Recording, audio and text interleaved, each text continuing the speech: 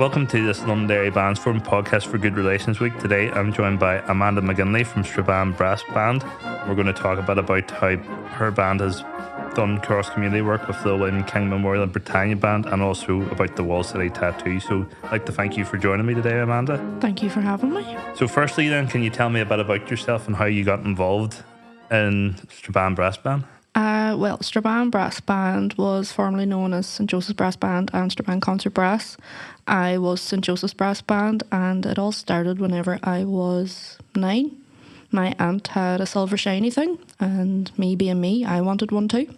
So that silver shiny thing was a cornet. So she was in St Joseph's at that point, learning through the school, and then I joined the Music for Youth programme and had cornet lessons, and that was 21 years ago. So it's been a while. So that's where it all started. Went on through the Music for Youth, got into the band, and actually ended up studying music at the Royal Northern College of Music in Manchester. I play the tenor horn in the brass band. I also play French horn with Britannia a few times that we'll come to. But yeah, that's the background, and this is me now, still playing. So as a female, was there any awkwardness about joining the band, or was it all positive? No, it was definitely positive. Whenever I eventually got into playing with the senior band, the tenor horn section, it was a complete female section, and there was all female players throughout the band. So I think I was probably too young and naive to even think this is male or female or boys or girls. It was always welcoming, and you were just brought in and you were part of the gang. So no, definitely not awkward. You're in the band then for 21 years, I think you said, both between St Joe's and Strabane Brass. So what sort of events would the band take part in year round? Year round, Christmas is probably the biggest thing for the band. So that usually starts from the last week in November. I think last year we had 34 engagements within 25 days, which was a bit hectic. So it's definitely the most busiest time. Obviously we have competitions throughout the year, so you usually have a competition around October time, and then you'll have a spring competition April, just around the Easter season.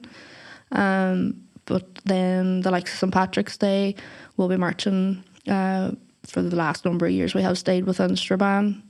In the past we have gone to Sligo, and we've gone to Cavan, Cootill, down towards that direction, but I suppose we have to support our own St Patrick's Day parades these days. And yeah, we have concerts. We usually have a summer concert and something towards the start of December where we showcase the band, and we usually join up with maybe a local choir or a local school and just give everybody the opportunity to perform. Moving on to sort of round the period of the tattoo, what did you really know about especially marching bands prior to the Wall City Tattoo? Honestly, absolutely nothing. I knew that bands marched. I know the 12th exists, the Apprentice Boys and all that, and I know that they're big parading days, but that was it. You just knew that it happened. You didn't actually understand or really appreciate it, and I think that's something that the tattoo brought for me.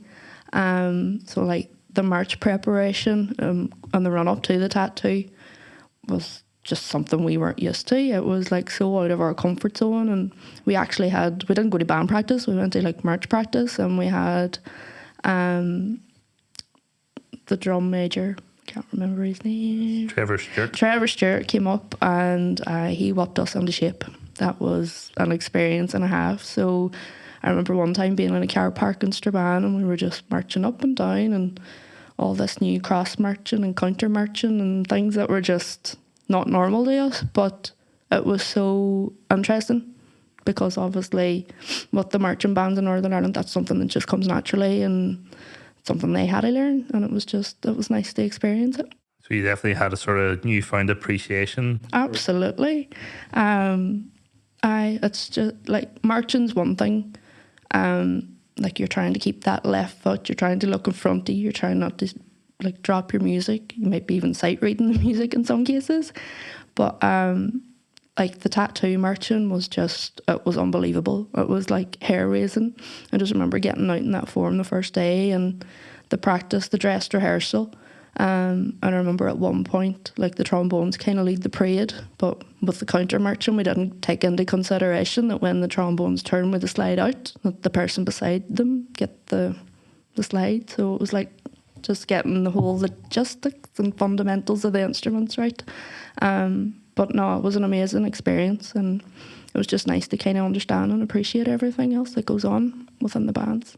So whenever you mentioned about the Wall City tattoo there, so what did you think what did the band think whenever they were asked? I think we were honoured. Like, the City of Culture in Derry was something nobody had ever really heard of. It was this whole new thing that was coming, and like, it was a big job, it was a big commitment, but the experience of it, like, here we are 10 years later and we're still talking about it, and like, we've got great friends from it, and 2013 will always be the best tattoo. Like, I'll hold my hands up, it was the first, and just everything kind of slotted into place. Like, the two bands that came together, like St. Joseph's Brass Band and the William King, like, it was as if we always knew each other. The weather was amazing. It was just the perfect setting. It was unreal. So there was 4 shows. It was all sold out. What was the... Can you just speak a bit about the shows and what happened on the evenings and how you did get them together with the William King, as you said? And 10 years ago, I can't remember this morning. But there was a lot of waiting around, but that waiting around was good because you got to socialise, you got to meet new people, you got to like have conversations and ask the questions. Like, we're 2 completely different bands, we're from 2 completely different places. So it really was just about building relationships and getting to know, but I don't think that side of things was never thought about. We were basically just 2 bands that were brought on as performers for the tattoo. Like, building friendships as the bonus that came from it. And I remember we were in the big white building in Ebrington. That was kind of like the dressing rooms and everything that went on. And we got a massive photograph, and Hugh Smythe came out and presented us with this plaque, and I just thought that sums up everything. And we still have that plaque. It's on display in the band room, and it just basically said, divided by history, united in music. And to me, that has stood out. I have talked about that quote for years, like even in England when I was studying, and we had to talk about brass banding and all sorts of things. And when people hear Northern Ireland, obviously they have questions, but this was just my thing about how music is the universal language that can overcome barriers, and that quote has stuck with me for the last 10 years. you obviously brought up a relationship with William King. Did you know anything about the band before the tattoo, and was that whenever you started making the friendships, and then how did the friendships continue after that? So no, William King, I hadn't a notion who they were, what they were. It was just a band. It was a marching band, and that was it. Like, I'm still talking to some of the members, Hugh Smythe in particular, like, such a gentleman, never misses a birthday, will always say hello, will always stop, always checks in. Yourself, we were probably there at the tattoo and didn't even realise who each other was, but here we are now. Like, we were very fortunate to like meet each other at the Good Relations trip to Krakow through the council. So it has this weird way of bringing absolute strangers together, and it's just nice, like, touching base with them, and then through that connection, me myself personally, I've been able to venture out into Britannia bands and play with them, and it's networking and it's getting to know different people, and that's why it was great. So I know you've said, or sort of hinted about playing with the William King after, so you were played in some events afterwards. How do you think that it was? Did you think it was positive that you came together and were able to keep that link going for years? And can you tell us a bit about some of the other events you've played together in? Yeah, like, that link, it's been so beneficial for everything, and it's just the whole progressive Northern Ireland that we want, where everybody is just equals, and this whole, it's like eradicating us and them. Like, that doesn't exist when music's concerned, and that's why music's so amazing. We've had a few concerts. One in particular was in the Alley, and I remember the Stars and Stripes. I don't know why that sticks out. It was just probably that piccolo solo that pierces through everything. Yep. But no, like, we have William King have come up to Strabane, we've gone down to Derry, and there's just been so many joint concerts. I remember one in particular, Vaguely, I think it was up the Trench Road. It was a St. Patrick's Day event that the William King Band actually invited us to.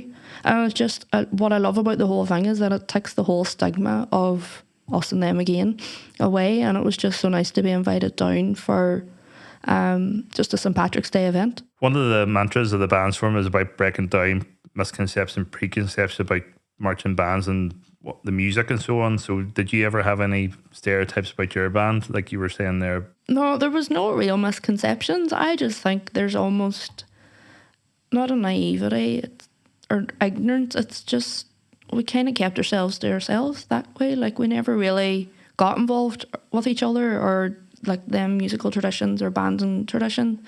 And because we never really got involved, we didn't really appreciate what the other band does.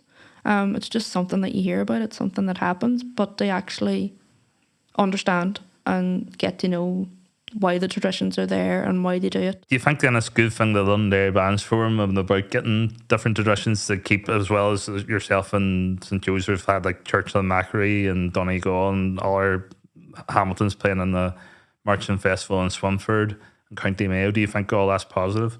Absolutely. Like, how could it not be? We just need to keep music alive, and like I just keep saying, like music is that, it's the universal language. It brings everybody together, and there doesn't need to be a background for it. It just happens, and it's all about music making. How did you end up then, Strabane Brass, working with Britannia Band? I think just a few members. Like we're always trying to help each other out, and Britannia Band is concert band, and it's probably the closest brass band relation within the area. So there is a few players that were going up and down and they needed just extra help with concerts and practices and stuff, so I just kind of went down and joined in. But then Britannia did do the tattoo the year after us, so I played with Britannia the following year.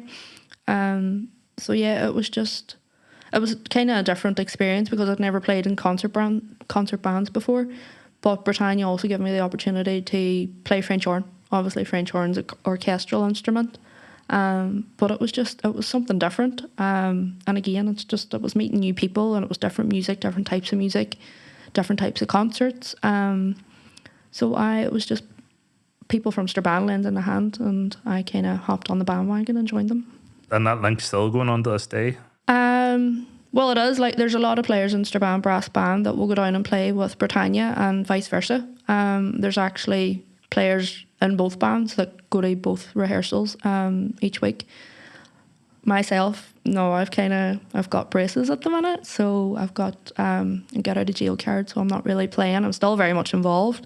I'm there and coordinating and a bit at the concerts and stuff. But as for playing, no, I've taken just a step back for the meantime. And then just to finish, we mentioned about the couple of outdoor tattoos, and you played in indoor tattoos too in the forum, did you? I did one. It was just like a concert. It was a couple of years ago, but it was under Strabane Brass Band.